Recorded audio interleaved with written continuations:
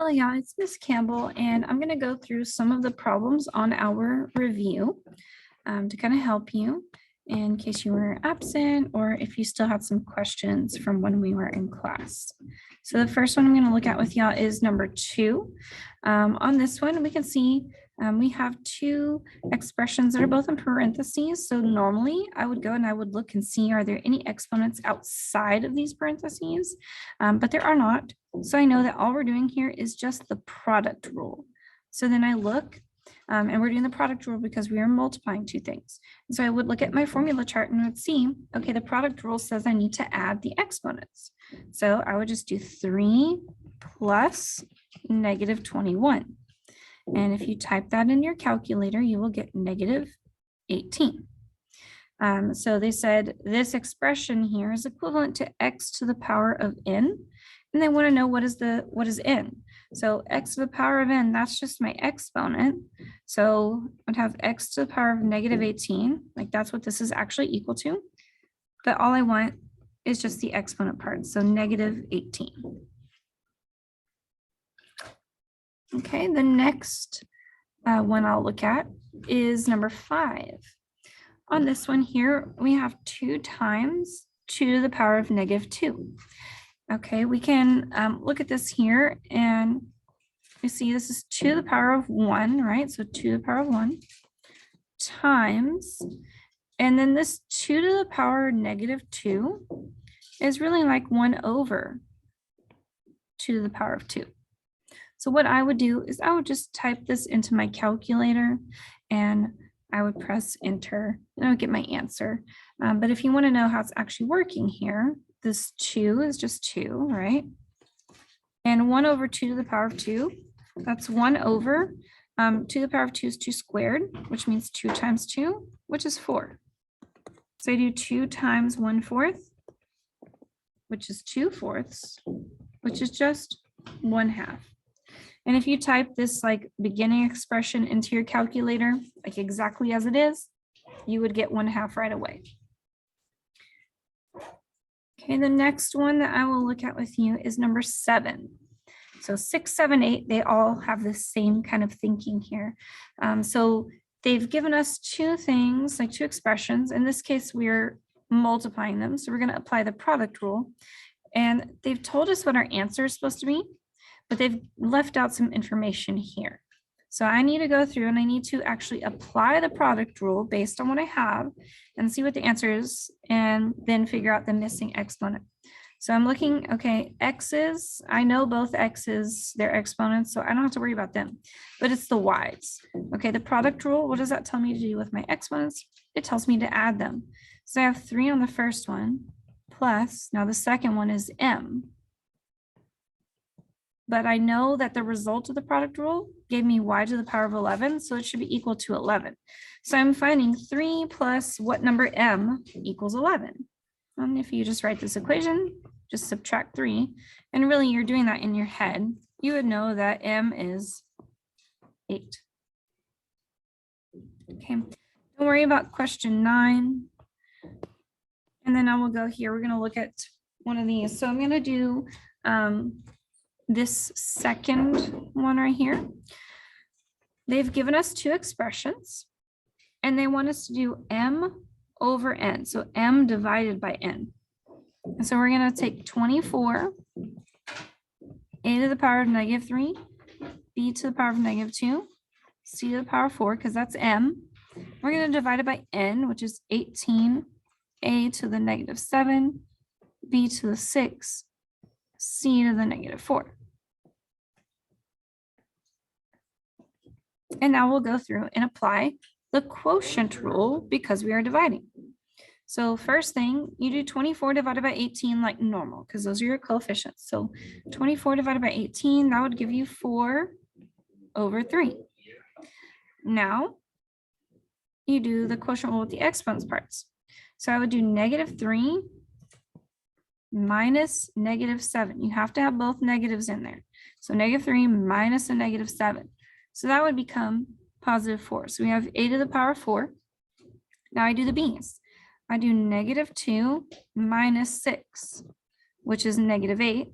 So I have b to the power of negative 8 And then I'll do the c's. I have 4 minus a negative 4. So that would become positive 8. So I have c to the power of 8. But now I need to go and fix my answer up, move anything with a negative exponent to the denominator, anything with a positive exponent to the numerator. So 4 will stay on top. And then I see a to the power of 4 is positive, so it's going to go up top. C to the 8 is positive, so it's going to go up top.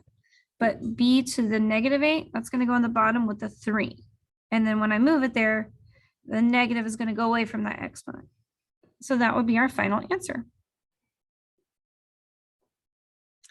Okay, question 11 and 12, I'm just going to go through and kind of explain it, work through it with you.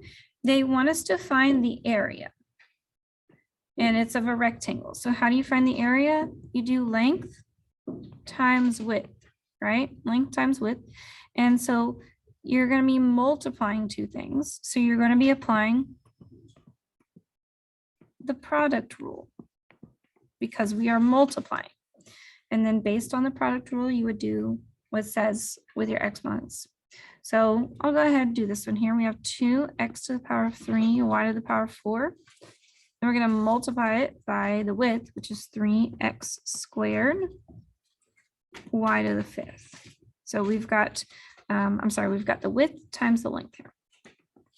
So now I'll just multiply coefficients like normal. So 2 times 3 is 6. And then the product rule says that we are going to add the exponents of the same basis. So we have x to the 3, x to the power of 2. So it's x to the power of 5.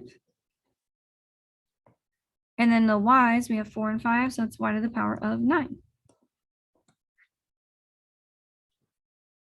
Okay, next one here is going to be number 14. We are dividing. So this is the quotient rule. So the quotient rule says that we should subtract exponents with the same base. So I'm going to go ahead, divide my coefficients like normal. So 14 divided by 2 is 7.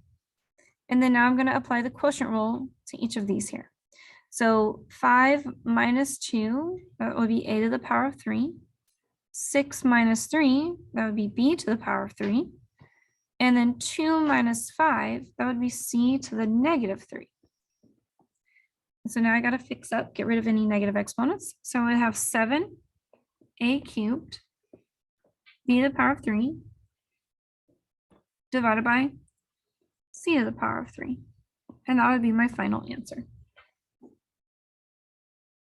Okay, and then the last one is number 15. Okay, we can see here, we have parentheses, right? But inside the parentheses, we have the quotient rule. Okay, and outside the parentheses, we have exponents. So we're going to be doing two things. We're going to be doing the quotient rule and the power rule. And we're going to do the quotient rule first, so we can simplify everything in our parentheses, and then we will apply the power rule. So quotient rule, we're going to do 4 divided by 8, which in your calculator, that would just give you 1/2. And I'm going to put it in parentheses, so I know that I've got it like it's one number on its own. Now we have x to the power of 5, and we have x to the power of 1 on the bottom. So 5 minus 1, so be x to the power of 4. And then we'll do the y's. Okay, on top, I have y to the power of 1. So I have 1 minus 4, so be y to the power of negative 3. And then we still have that all inside here, and we'll do the power rule. So the power rule says you've got to multiply the exponents of every piece in here. So you have to remember this 1/2, it really has its own exponent of 1 on it. So I'll just multiply the exponents. So 1 times 2, that's 2. So I have 1/2 to the power of 2. For the x's, I have 4 times 2, so I have x to the power of 8. And then for the y's, I have negative 3 times 2. So that's y to the power of negative 6. And now we need to clean up our answer. So I would type 1/2 squared into the calculator, and that would give me 1/4. And then now I'm going to look at my x and my y and decide who's going to go to the top and who will go to the bottom. X to the power of 8 is positive, the exponent, so it's x to the power of 8 on top. And then y to the negative 6, it's x1 is negative. So to get rid of the negative on it, I need to put it on the bottom. And I have y to the 6th. And then there's your final answer. Okay, y'all. So make sure that you go through this and answer all the remaining questions. A lot of them we did go through in class. And if you have any questions, just make sure you ask me or your teacher. And good luck on your test.